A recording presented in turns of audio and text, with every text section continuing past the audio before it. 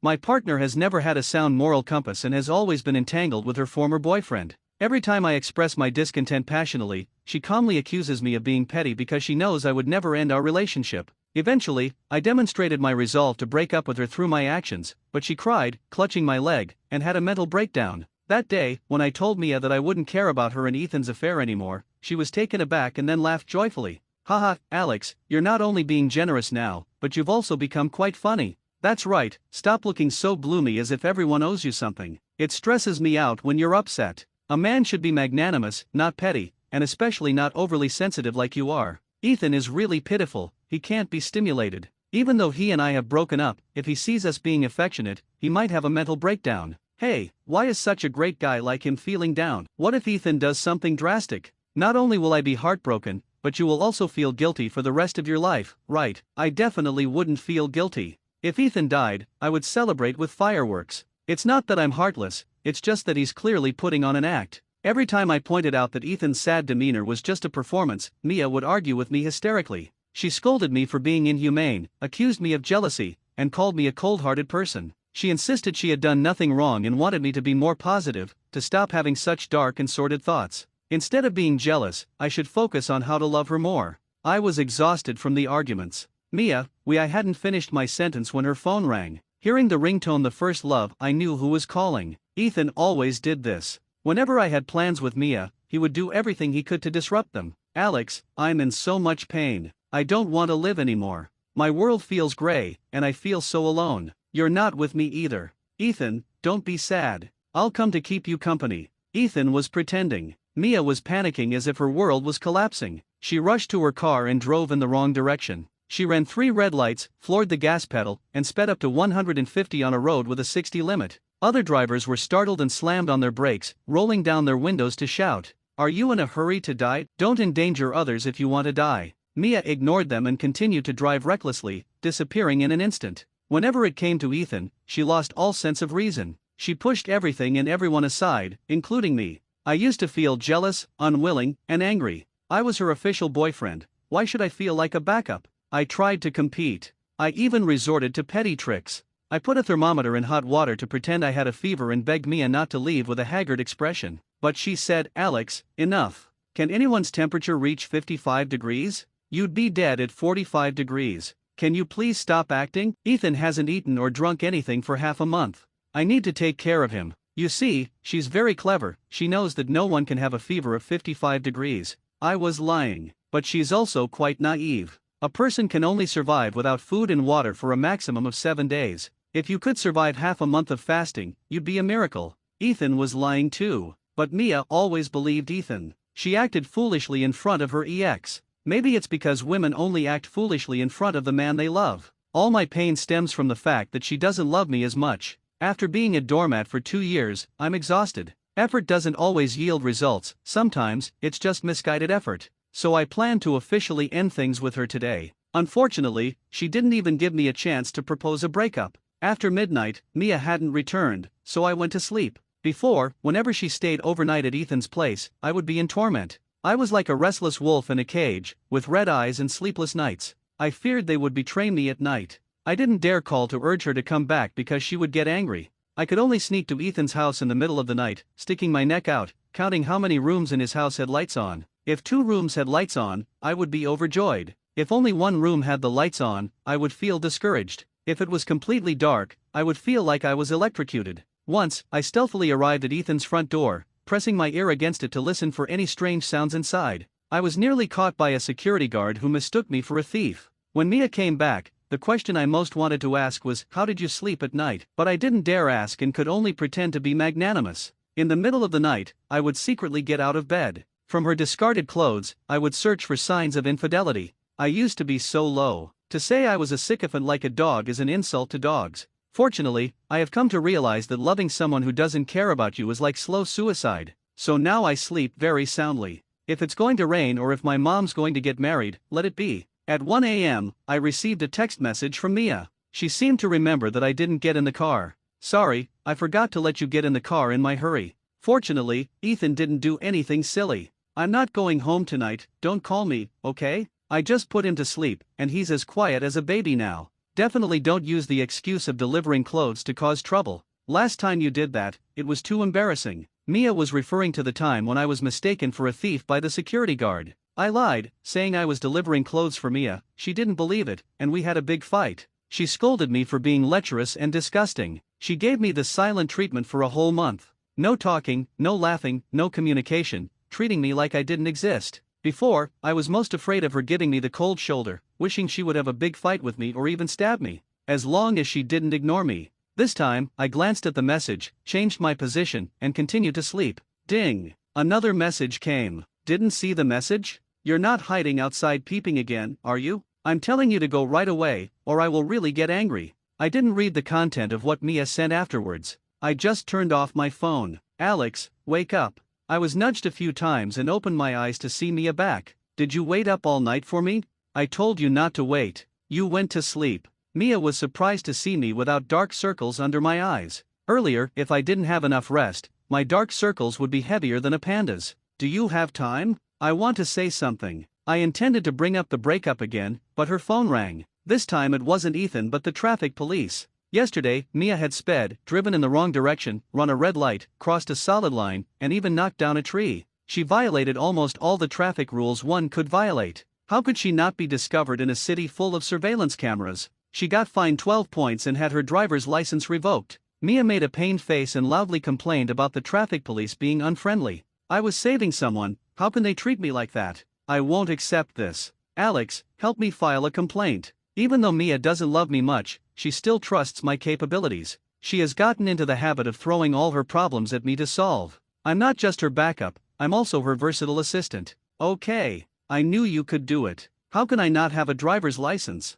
Then I can't show up by Ethan's side whenever needed, he can't live without me. Mia was very pleased. I said, give me Ethan's medical history of depression and evidence of his suicide attempt yesterday, such as his injury report, and I'll help you appeal. Mia's face changed. Alex, you're so awful. Do you want others to laugh at Ethan? She got angry and walked out. Just as I was about to stop her and break up, my phone rang as if it was bad timing. My parents said they want to come and see me. It seems like the breakup has to be put off for a few days. My parents have been urging me to get married. They've met Mia before, and my mom disagreed with our relationship from the start. Son, I think this girl isn't right for you. My mom suggested I break up, saying she had several suitable candidates to introduce to me. I was very in love with Mia before, of course, I refused her. Now I don't want to love anyone, and I'm not going to see other people. So I still need to use Mia as my excuse. This is the first time I've used her in 2 years. People often say that loving someone is hard, but not loving someone is easy. Mia was tired last night. She doesn't have to work at the weekend, so she went back and slept all morning. When she came out at noon, half asleep, and found out that I didn't cook and didn't wash the clothes she changed last night, her face immediately turned very ugly.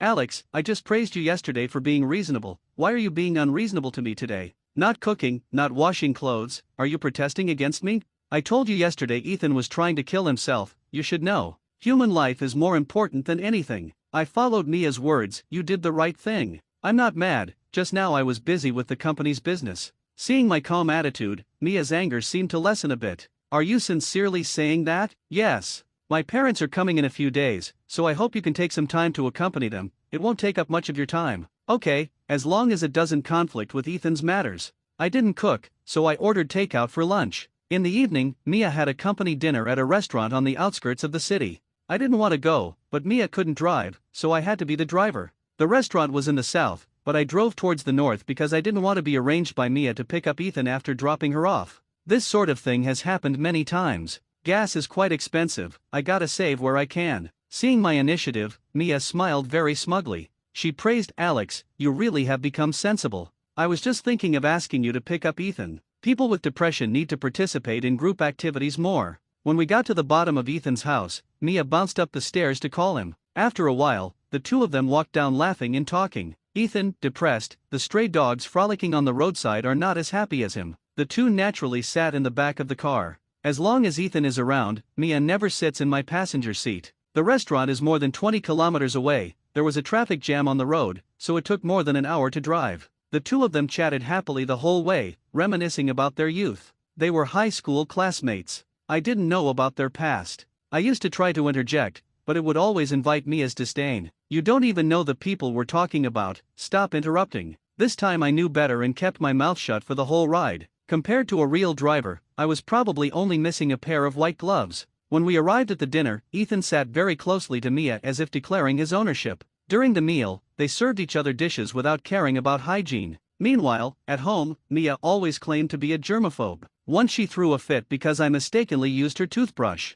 Many people misunderstood the relationship between Mia and Ethan, thinking he was Mia's real boyfriend. Mia didn't explain. Ethan squinted at me, his face full of triumph and provocation. He liked to provoke me, make me angry, and instigate quarrels between me and Mia. Then he would feign innocence and hypocritically advise us to reconcile. He played both the good guy and the bad guy, and it always worked. In the past, I always looked very distressed. But this time, I held up my teacup and smiled at him. "Enjoy your meal." Ethan's face turned very awkward. He felt a sense of loss as if his plan had failed. Mia also noticed, and there was a hint of confusion in her eyes. When I used to argue with Ethan out of jealousy, she always said I was annoying, but she actually quite enjoyed the feeling of being pursued. My calm demeanor these days made her somewhat uncertain. "Handsome, did you come alone? Can I sit here?" A sexy, voluptuous beauty came over. "Alex, come over here." Mia suddenly called me out loud. I gave the lady a polite smile and sat down on the other side of Mia. Everyone else looked at us confused, not sure what the relationship between the three of us was.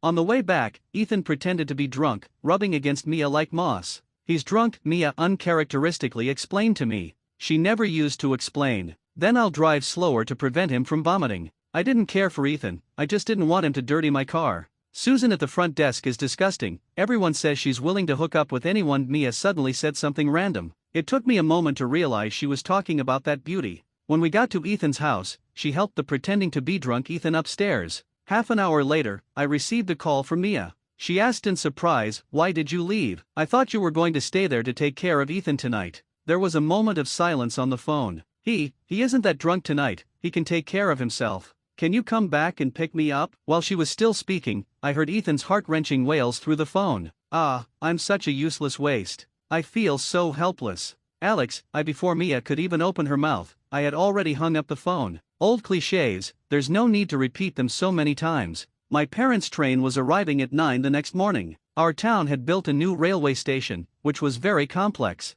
First-time visitors would get lost. They wouldn't know where to get a taxi or how to exit the station. Both of my parents are from rural areas, they would definitely find it inconvenient. I was supposed to pick them up, but there were urgent matters at the company that I couldn't get away from. Coincidentally, I received a call from Mia. Her voice was a little tired, it seemed she had had a long night. "Sigh, I really can't let Ethan drink anymore, he starts crying when he drinks. I took care of him all night long. I only managed to put him into his bedroom in the second half of the night. I put up with it on the couch for half a night. I'm so tired now." She seemed to be complaining, but I heard another meaning in her words. She was telling me that she didn't do anything inappropriate with Ethan last night. In the past, if she took the initiative to explain, I would be happy for a day. But now, I no longer care. "Could you do me a favor? My parents' train arrives at 9, would you mind fetching them? I'm afraid they will get lost." I said it very politely, already prepared for her to refuse and brainstorm alternative solutions. "Sure." She agreed very readily. "I haven't seen your parents in a long time, leave it to me, you can rest assured. Besides, why are you being so polite?" As it turned out, she was not worth trusting at all. At 12 noon, I received a call from my mother. "Son, your father has low blood sugar, he can't wait much longer. Can you ask Mia if she's coming or not?" Parents are like that, they don't want to bother me unless it's necessary. My parents got off the train at 9 and didn't see Mia waiting to pick them up. They didn't dare to wander around, afraid of getting lost. They didn't dare to urge Mia, fearing that Mia would be upset. They waited for a full 3 hours until my father felt unwell, then they contacted me. Since I said I had a meeting in the morning, they were afraid to call early, fearing it would affect me. I threw my phone down, hurriedly drove towards the high-speed rail station. On the way, Mia called. "Sorry, Ethan was crying all morning, I forgot about picking up your parents. I'm going now." "Mia, we should break up." Mia was stunned. Then her voice suddenly rose. "Alex, could you stop being so petty as a man? A few days ago, you were quite reasonable, why are you causing trouble again now?"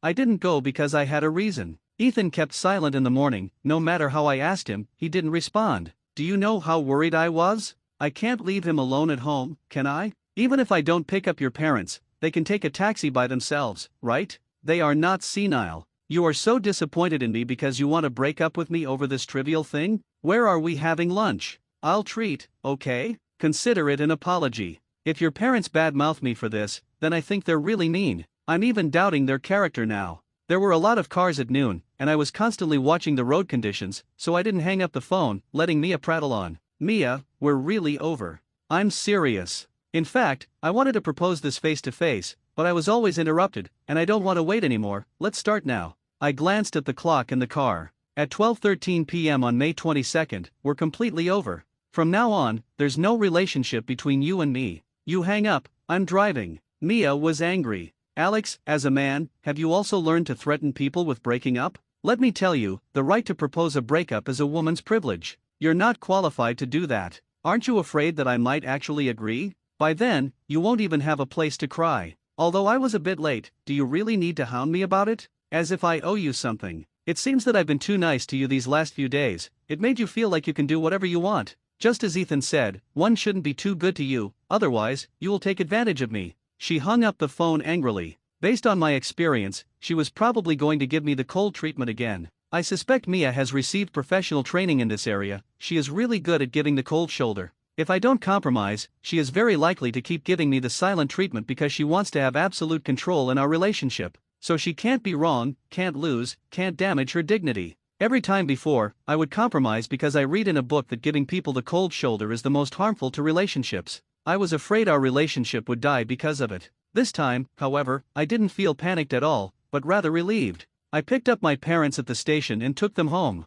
They didn't mention anything about Mia at all. I knew it was because they didn't want to make me feel embarrassed. In the following 2 days, I accompanied them around the city. As expected, Mia didn't call, let alone show up in front of my parents. When I was sending them back to their hometown, my mother finally couldn't help it. Did you two have a fight? You're a man, you should be generous and yield to Mia. She's a single child, delicate. Do you want me to talk to her? Plead for you? Don't tell me you're angry with her because she didn't pick us up. It's not worth it. Your father and I don't mind. Seeing the worry in my mother's eyes, I suddenly felt so ashamed. When a person is too humble and passive in a relationship, he loses not only his own dignity and character, but it also drags parents into losing their dignity. Just like my parents, even though they weren't happy with Mia due to my persistence, they were also very cautious when dealing with her, afraid that they would upset Mia and put me in a difficult situation. I really wanted to slap myself. I'm really awful. Mom, we broke up. I decided to be honest. Ah, you really broke up.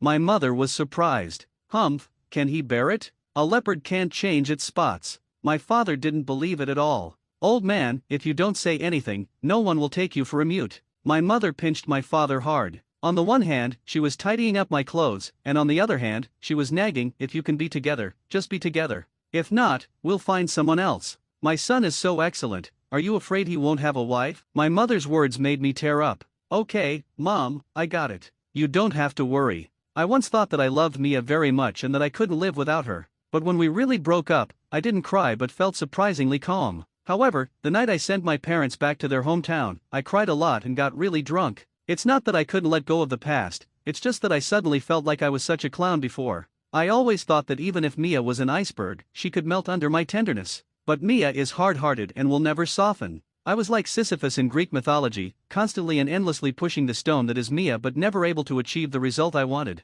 My life is slowly consumed in such a futile and hopeless labor. That's my feelings for Mia. No matter how much I put in, as long as Ethan found her, she would immediately leave me, leaving me in vain and sorrow. Taking advantage of my drunkenness, I deleted all the messages, photos, and videos related to Mia on my phone. The last thing I deleted was her number in the contact list. As a result, because I had drunk alcohol, my hand was a bit shaky, and I dialed it by mistake. We've been in a cold war for 3 days now, and I haven't called her. It's been the longest time. Is Mia also waiting for me to give in? As soon as I dialed, the call was immediately answered. Hee, I thought you could hold on a few more days. Do you know you were wrong? Are you not pretending to break up anymore? If you could hold on for a week, I would think you have some dignity. Now that you're getting your just desserts, aren't you embarrassed? I'm embarrassed for you. Mia's voice had a hint of triumph. I knew that even if I said it was a misdial, she wouldn't believe it, so I simply hung up. I could imagine Mia's irate face on the other end of the phone. She must be cursing that I'm ungrateful, right?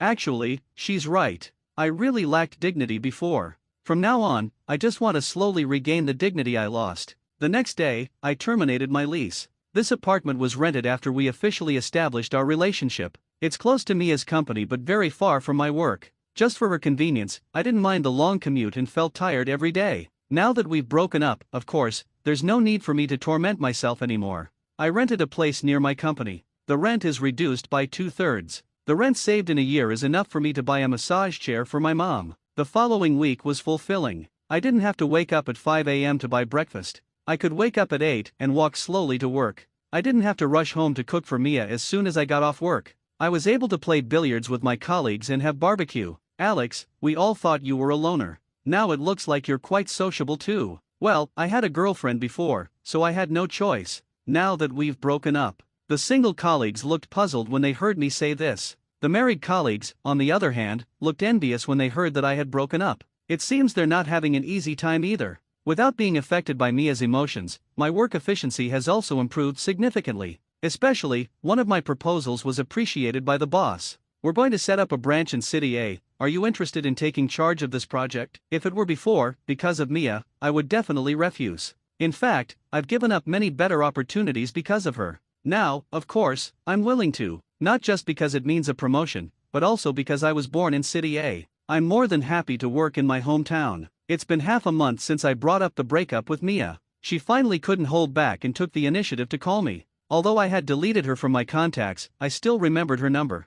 I was in a meeting with my boss at that time, so I didn't pick it up and hung up. She continued to call. I hung up again. She seemed to want to compete with me and called again. I then blocked her. When I got off work, a call came from an unfamiliar number. Hello, Alex, you dare to block me? Are you crazy? Mia sounded both surprised and infuriated. She completely couldn't understand my actions. Aren't you afraid that I will really break up with you? Haven't we already broken up? Mia was so shocked that she couldn't speak. After a while, she said angrily, where are you? Hurry back. My key is broken, I can't open the door. You really deserve to be scolded. It turns out she went to the rental house we used to live in. I had terminated the lease, so of course, the landlord changed the lock, which is why she couldn't get in. I've terminated the lease for that house. What? I've mailed your things to your company, haven't you seen them? What? Mia exclaimed. Anything else? If not, I'm hanging up. Alex, are you serious? Are you really breaking up with me? How would you like me to prove it? I can cooperate. Alex, listen to me. If I agree to break up, even if you kneel and beg me in the future, I will not get back together with you. Don't shoot yourself in the foot. I promise never to look for you in the future. If I go back on my word, I won't have a seat on the subway for the rest of my life. Anyone who has worked in a big city knows how serious this oath is. I'm going to count to 5. If you don't apologize, we are really breaking up. How about counting to 10? I can think about it a little longer. 10. 1. I've made up my mind, we're officially broken up. Anna is Mia's best friend, and we used to have a good relationship. She called in the evening. Mia is crying, you better come quickly and comfort her. I'm warning you not to be willful. I don't believe for a second that you'd truly break up. My previous lapdog image is deeply embedded in the minds of everyone who knows me, so neither my dad nor Anna would believe that I would voluntarily break up with Mia. Do you know why I broke up with her? Of course, Anna knew. Because she, Mia, and Ethan were high school classmates. Ah, I understand. Aren't you just jealous of Ethan? I understand how you feel. You think Mia doesn't consider your feelings and Ethan crosses the line. But hear me out, they've broken up long ago. In my opinion, Mia still loves you, otherwise, she would have already got back together with Ethan. She's just sentimental about the past. You should know that her relationship with Ethan was her biggest regret from her youth. I found out about Mia and Ethan later. They were high school classmates. They initially planned to go to the same university. For that reason, Mia deliberately lowered her scores by 50 points. But they still didn't get into the same university. They went to different cities. Distance is the ultimate test of a relationship. Soon, Ethan was in a relationship with a rich girl. Because the rich girl's family was wealthy and powerful, Mia was very heartbroken. She even caused a scene at Ethan's school and was severely humiliated by Ethan. I lowered my score by 50 points for you. How could you treat me like this? Mia, you're just foolish. It's not like I forced you to do it. Mia cried and left. In the next few years, she had no contact with Ethan, just like strangers. I met her in a business cooperation. We fell in love and even talked about marriage. Then Ethan pitifully came back. It turned out that the rich girl was just playing with him, and her family had already arranged a marital partner for her. Ethan was dumped. Having not become the son-in-law of a wealthy family, he was thrown away like a used tissue. He had no choice but to put aside his dignity and seek a reunion with Mia. Under normal circumstances, anyone would reject someone like that. But surprisingly, Mia didn't hate Ethan at all. Instead, she accused the rich girl of being too excessive and shouldn't play with Ethan's feelings. She was almost always there at Ethan's beck and call. Especially after Ethan acted like he was depressed, Mia took even more care of him. I used to find this absurd. Returning evil with kindness, I don't know if I should praise her or rebuke her. I even started to contemplate some unrealistic, unscientific possibilities. I even suspected that Ethan might have cast some black magic on Mia. Of course, I know there's no such thing as black magic. Mia just never forgot Ethan. She was so eager to make up for the regrets of her youth that she didn't hesitate to use my dignity to make up for the regrets of her youth. Although Anna made the call, I could clearly hear a slight breathing sound on the other end of the phone. Obviously, Mia was eavesdropping on the side. Mia, I know you're there. I once longed to spend my life with you, but I found it impossible. In fact, ancients have long said a forcefully bent melon is not sweet. I respect your desire to make up for regrets. Whatever you want to do with Ethan in the future has nothing to do with me. Try to understand me as well, because in the 2 years of being in a relationship with you, my life has been filled with too much humiliation and regret. Only breaking up can make up for it. Let's part on good terms. Mia spoke angrily. Alex, that's enough. Do you really think I can't live without you? Listen, well, it's not me begging you not to break up, but I'm giving you a chance so you don't have to kneel down and beg me to get back together in the future. I never realized before that you're such a hypocritical person. Just keep being a hypocrite. Mia hung up the phone angrily. If I had made her so angry before, I would have been trembling in fear and hatred, wishing I could kneel down and apologize. But now, I don't have any uneasiness. It turns out that not just love can make one brave, but lack of love can also make one brave. I thought that given Mia's character, she would never contact me again since I expressed the intention to break up so resolutely. Unexpectedly, she called again that night. Since her original number was blocked by me, she had to switch to a new one. Alex, what is my account password? During our relationship, I was responsible for keeping track of all her passwords. She thought it was too troublesome to remember these things. I answered her calmly. Even though we broke up, I didn't plan on treating her like an enemy. All right, I understand. Mia seemed to hang up the phone very calmly. But not 10 minutes had passed when she called me again. Alex, I also forgot the password for my cloud drive. I told her, if you really can't remember your password, you can change it to a new one with a meaningful number, like Ethan's birthday, height, identity card number, your first love anniversary, etc. This way others can't guess it, and it won't be insecure, and you won't forget it. I swear I was seriously giving her advice with no other implications, let alone sarcasm or mockery. After all, I'm not obliged to always remember her passwords after we broke up. However, Mia began to complain discontentedly. Alex, how long are you going to give me the silent treatment? There's no point in this. Stop being jealous. Can I apologize to you? I'm sorry. Do you know how upset I've been these days? I'm irritable and depressed. I have to check my phone dozens of times a day, guessing when you're going to get in touch with me. Do you understand this feeling of restlessness? I'd rather you had a big fight with me than be so cold towards me. Okay, I surrender. I apologize to you. I shouldn't have always ignored you for Ethan. Can you stop being angry? I suddenly felt like laughing. Mia actually asked me if I knew how it felt to be given the silent treatment. It's like an executioner asking a death row inmate if it hurts to be beheaded. I've pleaded with Mia numerous times before not to give me the silent treatment. If we have problems, let's solve them. It's always too hurtful and torturous like this. But at that time, Mia would always cross her arms, lift her head, and snort with disdain. If you don't like it, just break up with me. I replied, Mia, we are really over. How many times do I have to say it for you to believe me? I don't want to sound like a broken record. Mia's voice finally revealed a hint of panic. Alex, is it because I forgot to pick up your parents? Isn't it enough for me to call and apologize to your parents? I know you love me, you can't bear to part with me. It must be your parents who forced you to break up, right? It's the 21st century now, how can parents still intervene in their children's emotional problems? It's too traditional. She actually pushed the responsibility of the breakup onto my parents. I was a little unhappy. Mia, my parents have never said a bad word about you. How could you vilify them like this? I just don't want to break up with you, don't get angry with me. Mia became guilty, and her voice was getting smaller and smaller. Our problems have been going on for a long time, and it has nothing to do with that incident. I said earnestly, I know you're mainly mad at me for treating Ethan so well and neglecting you. I admit there were many times when I was really excessive, but can you believe me? I really just regard him as a friend now, and I've never cheated. Even when he pretended to sleepwalk to unbutton my clothes, I refused. If it wasn't for Mia's revelation, I wouldn't have known that besides pretending to be depressed, Ethan could also pretend to sleepwalk. He's really smart.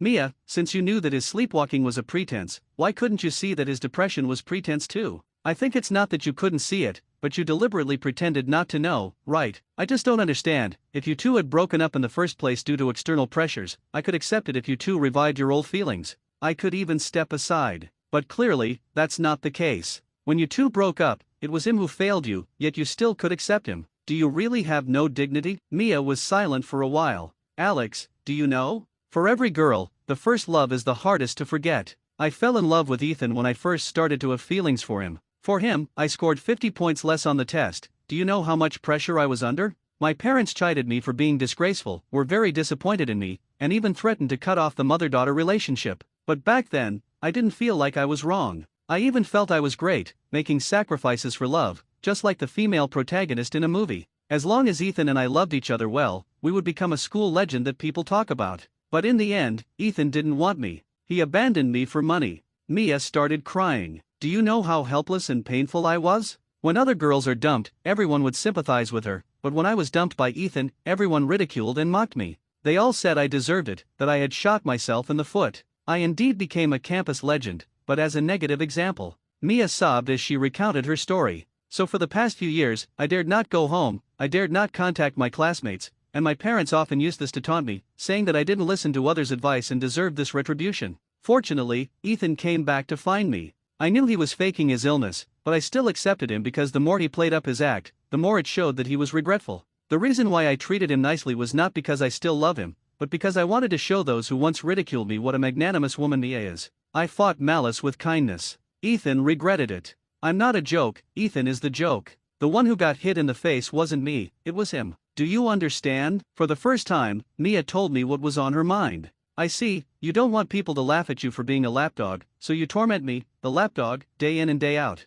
No, it's not that. I didn't mean to torment you, I was just testing you. Alex, don't think that I disrespect you on the surface, but actually, it's because I have been hurt once, which makes me very vulnerable inside. You are too good to me, and I'm afraid of losing you, so I just pretend not to care about you in front of you. I read in a book that a woman cannot be too proactive, you only won't get hurt when you have firm control over a man. I really know I was wrong. I promise I won't do anything to wrong you anymore. Alex, you are the best man in the world to me, I can't lose you. I sighed gently. People always find it important when they can't get it and treasure it when they lose it. Because you paid too much for Ethan and got hurt, you torment me to maintain your initiative in the relationship. Don't you think this is too unfair to me? Mia's voice was very anxious. But you love me, shouldn't you tolerate me if you love me? Yes, I used to love you so much, but my love for you has already been exhausted. Thank you for telling me your true feelings, this answers many of my doubts, but it won't affect my decision to break up. Goodbye. Hope it's forever. I hung up the phone, looking at the sky outside.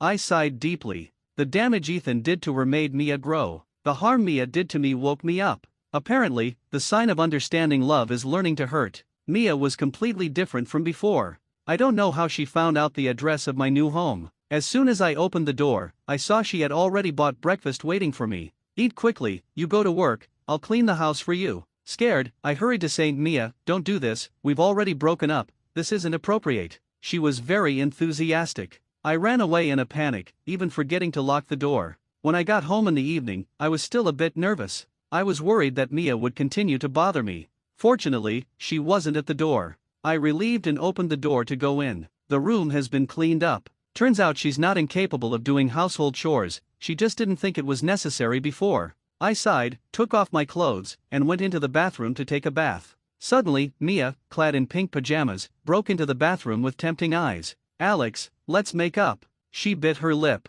It turns out she never left. Mia is very beautiful. I was once so infatuated with her body, her scent, but now I feel nauseated. Mia, what do you think you are? A social butterfly? What do you think of me? An animal that only thinks with its lower half? A body isn't a bargaining chip to save a relationship. This is not only an insult to yourself but also an insult to me. Go away, I'm so disappointed in you. Seeing that I was genuinely angry, Mia turned pale with fright. She flung herself at me and hugged me tightly. Alex, can you be less cruel to me? I'll really break down. I just want to be with you, am I wrong? I love you, can you give me another chance? Please, she said, randomly kissing me all over my face, tears mixing with saliva. Enough, I pushed her away. The floor was wet and slippery, and she fell. I hope we can break up gracefully. The more you do this, the more disgusted I will be with you. I left to stay at a hotel, and behind me came the sound of Mia's desperate crying, but I didn't look back. Tears only work for those who care about you. Now, I just think she's annoying. To avoid being disturbed by Mia, I didn't even go home and slept in the company every night. Mia was relentless and came to my workplace to look for me every day. Anna told me that she resigned just to pursue me. If she couldn't get in, she would just wait foolishly below. Many coworkers tried to persuade me. I just smiled and didn't explain. They meant well, but they didn't know how many hardships I had endured. It started to rain, lightning and thundering. Mia, in the storm, looked shaky as if she could fall at any moment, but she stubbornly refused to leave.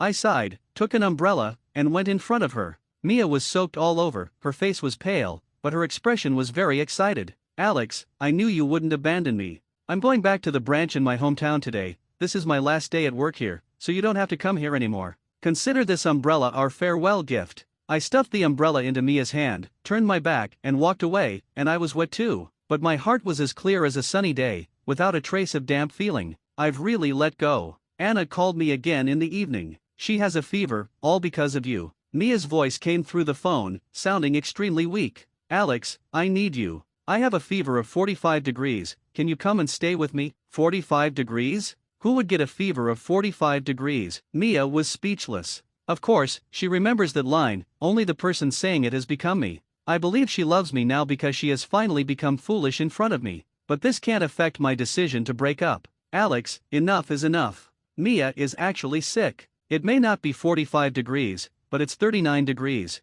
Aren't you going too far? Come and see her now, take her to the hospital. But I've already booked a ticket for the 9 p.m. train back home tonight. Can't you postpone it for Mia? No, my parents are waiting for me. Anna is very angry. Alex, you always said how much you loved Mia. It's all lies. You're no better than Ethan, neither of you are good people. I doubt you ever loved Mia. What love? You truly disgust me. Mia sobbed and defended me. Anna, don't say that about him, he's different from Ethan, it's me who wronged him. You're still defending him at this time? I think you'll be hurt by love your whole life. Anna was indignant. I hung up the phone and didn't feel like explaining. Water turns into ice, love turns into indifference. I glanced at my watch, it was already 7:30 p.m. I picked up my suitcase and went to the station. At 8:30, I was on the platform, and Anna appeared supporting Mia. She was really sick. Not only was her face pale, but even her lips were white. Her eyes were swollen like a goldfish's eyes. She hugged my leg as soon as she saw me and would not let go. Alex, may I implore you?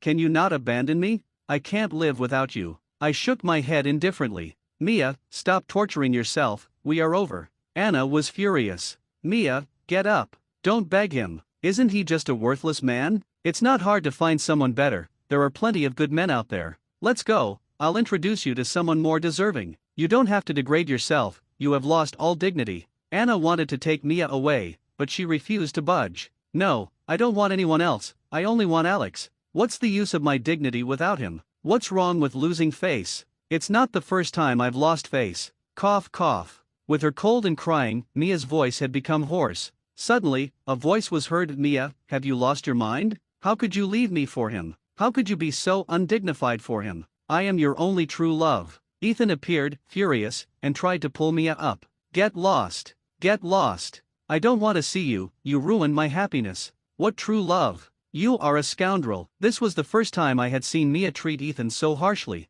I was taken aback, and Ethan was even more shocked. He suddenly slapped Mia hard. You fool. I think your fever has scrambled your brain. He glared at me with malice and said, it's all your fault. What did you say to her? Otherwise, why would she despise me? Clearly, she is a pet I have trained. As he grew angrier, Ethan rushed over and threw a punch at me. I was about to dodge, but Mia, who had looked exhausted earlier, suddenly erupted. I won't let you bully Alex. She jumped up and shoved Ethan hard, sending him tumbling off the platform. Just then, a train rushed into the station. Ethan didn't even have time to scream before he was struck, turning into a gruesome sight. He had always talked about wanting to end it all. This time, his wish had finally come true. Mia was sentenced to 7 years for manslaughter. After the verdict was announced, I wanted to visit her in prison, but she refused to see me. The letter she sent contained only one line: Alex, I hope you will always remember me at my most beautiful.